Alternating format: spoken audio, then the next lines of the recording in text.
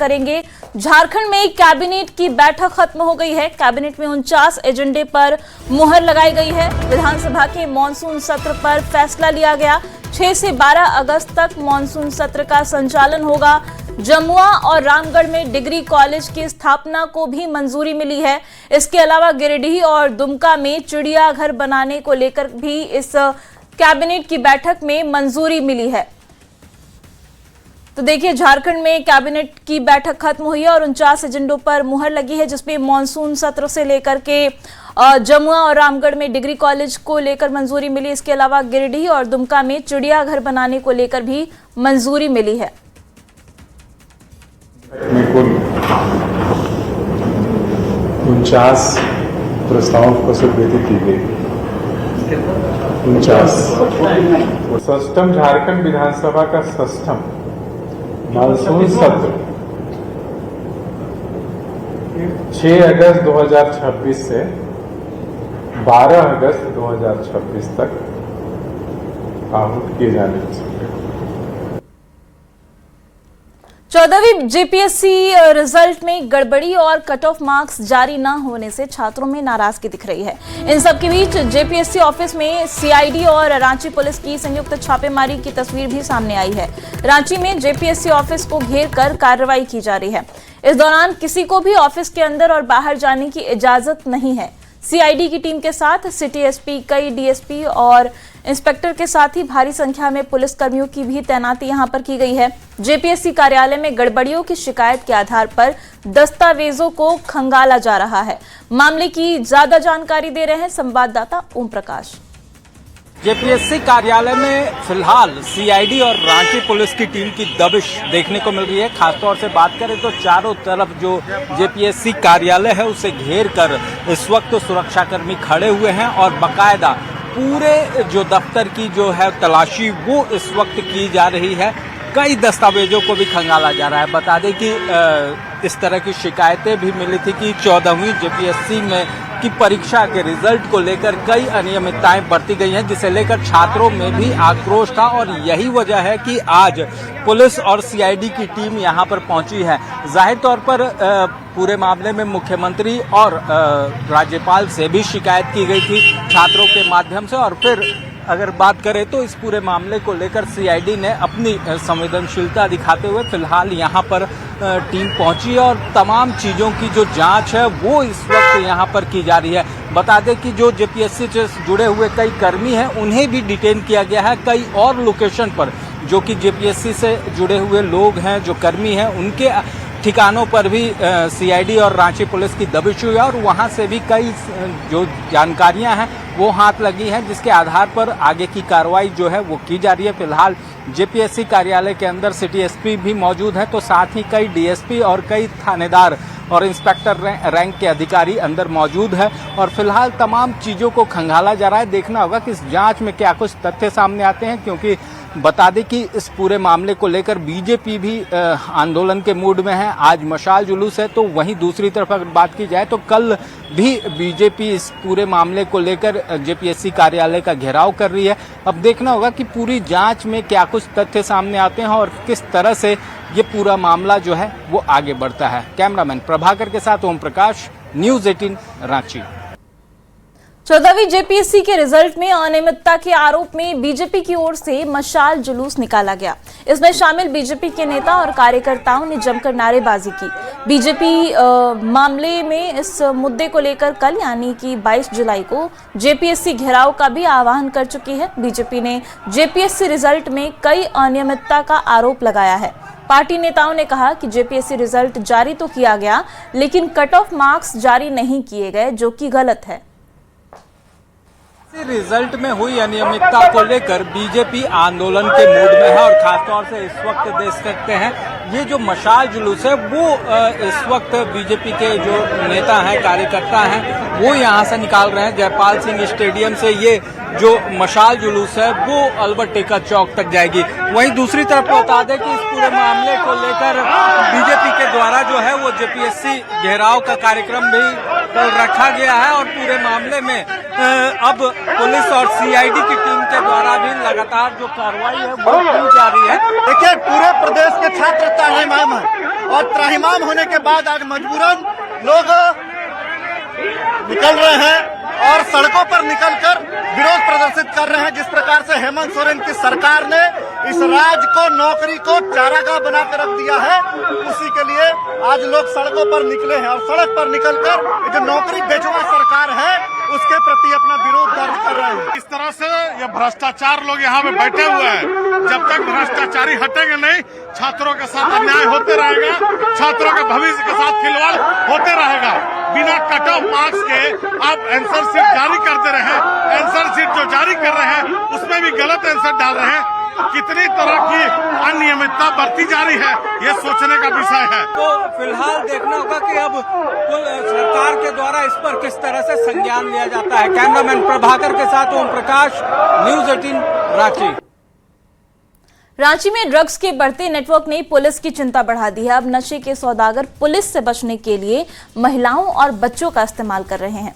Police का दावा है कि राजधानी में सक्रिय ड्रग्स सिंडिकेट के तार कई राज्यों के साथ साथ विदेशों तक भी जुड़े हुए हैं और इस पूरे नेटवर्क को तोड़ने की तैयारी तेज कर दी गई है। आखिर कैसे महिलाओं को ढाल बनाकर युवाओं तक नशा पहुंचाया जा रहा है और इस सिंडिकेट का नेटवर्क कितना बड़ा है, इस रिपोर्ट में देखिए।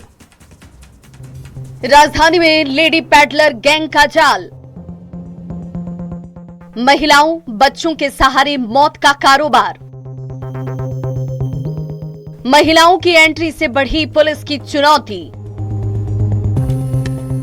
कौन चला रहा है रांची का ड्रग्स सिंडिकेट?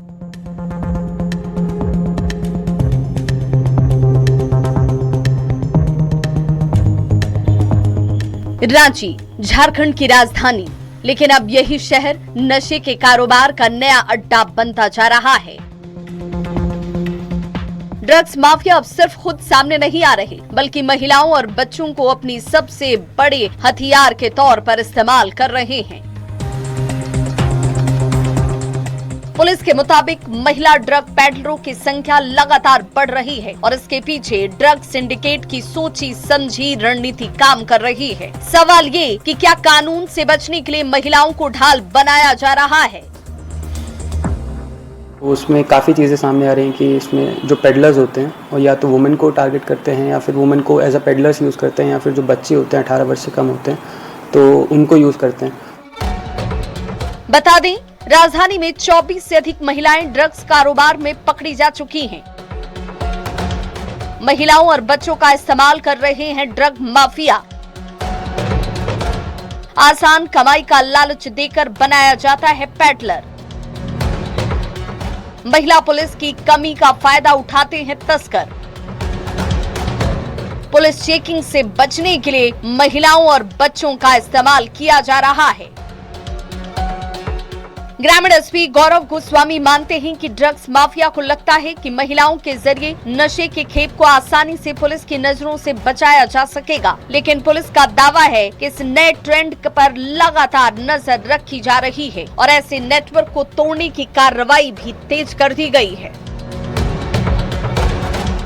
कि इसमें जो इंटर डिस्ट्रिक्ट नेटवर्क्स हैं या फिर इंटर स्टेट नेटवर्क्स हैं वहाँ से भी सप्लाई चेन उनकी जुड़ी हुई है। उसमें हमारे पास 4 या 5 केसेस है जिस पे हम लोग लगातार काम कर रहे हैं और ऐसा कोई भी बड़ा कोई रैकेट बहुत जल्दी हम लोग बस्ट करेंगे। जांच में सामने आया कि रांची में ब्राउन शुगर चतरा, बिहार और पश्चिम बंगाल से पहुंच रही है। वहीं महाराष्ट्र, नॉर्थ ईस्ट और विदेशों से भी सिंथेटिक ड्रग्स की सप्लाई के तार जुड़े मिले हैं। हाल ही में LSD जैसी महंगी ड्रग्स डाक के जरिए राजधानी पहुंची थी, जिसने सुरक्षा एजेंसियों की चिंता को और बढ़ा दिया। अब पुलिस इस पूरे ड्रग सिंडिकेट को डिकोड करने में जुटी है और दावा किया जा रहा है कि जल्द ही बड़े ड्रग माफियाओं के नेटवर्क का खुलासा किया जाएगा। लेकिन सबसे बड़ा सवाल यही कि क्या महिलाओं और बच्चों को ढाल बनाकर चल रहे इस ड्रग सिंडिकेट पर समय रहते लगाम लग पाएगी? क्या राजधानी के युवाओं को नशे के जाल से बचाने के लिए सिर्फ कार्रवाई काफी है या पूरे नेटवर्क को जड़ से खत्म करना होगा?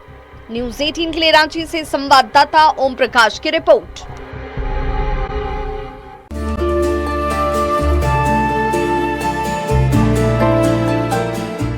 झारखंड जैसे पिछड़े राज्य में आम आदमी की मुश्किलों, उनके संघर्ष और उनकी जिंदगी को आसान कैसे बनाया जाए, इसको लेकर राज्यसभा सांसद परिमल नथवाणी शुरू से ही फिक्रमंद रहे हैं।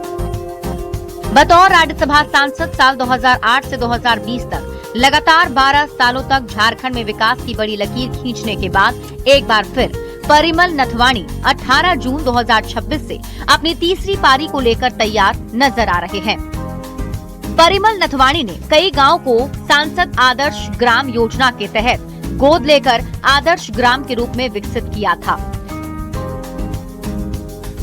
जिसमें रांची जिले के नामकुम प्रखंड का बड़ाम जरा टोली गांव के साथ रामगढ़ के पतरातू और चुट्टू गांव की तस्वीर और तकदीर भी उनके प्रयासों से बदली थी। इसमें जरा टोली की प्राइमरी स्कूल के साथ बड़ाम का मिडिल स्कूल भी शामिल है।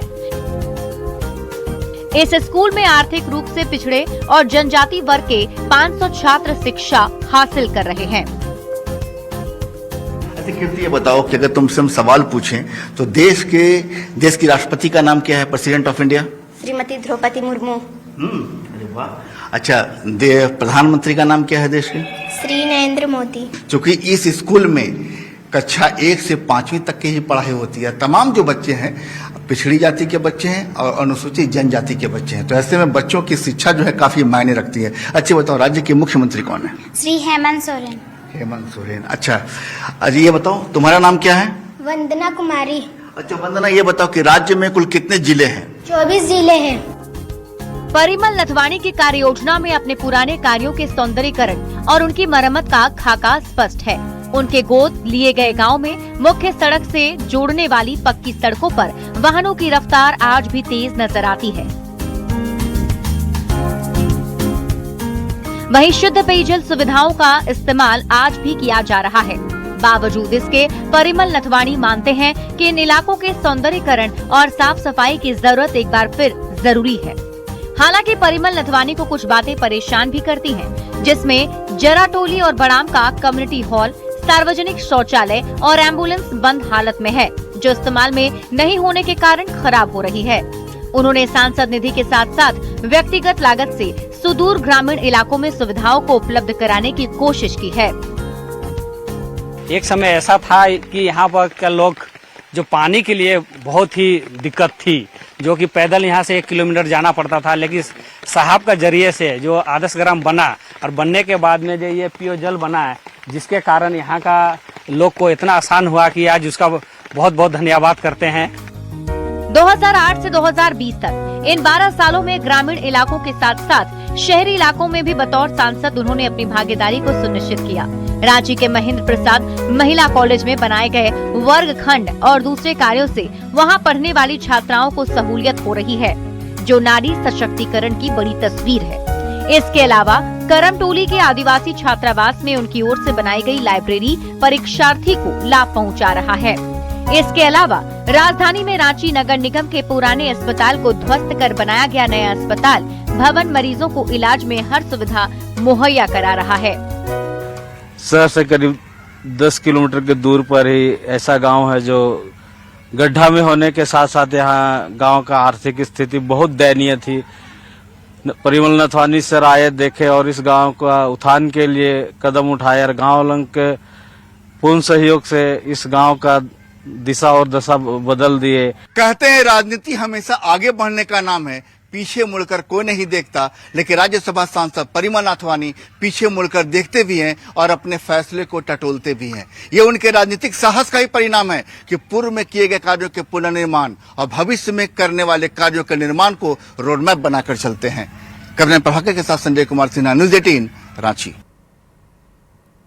और देखिए, मॉनसून की शुरुआत में ही धनबाद शहर की तस्वीर बदरंग दिख रही है। शहर में सड़क से लेकर घरों तक पानी का साम्राज्य है। लोग गंदे पानी के बीच रहने को मजबूर हैं। इस बीच धरना प्रदर्शन और आरोप प्रत्यारोप के साथ सफलता और विफलता के दावों की भी सियासत शुरू हो गई है, जिसमें जनता और उसकी परेशानी गौण नजर आती है। ये रिपोर्ट देखिए।